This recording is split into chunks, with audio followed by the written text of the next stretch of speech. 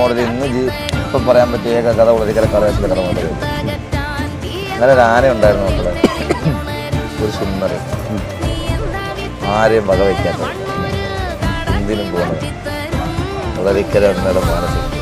അവിടുത്തെ അമ്മയാണ് കേട്ടോ.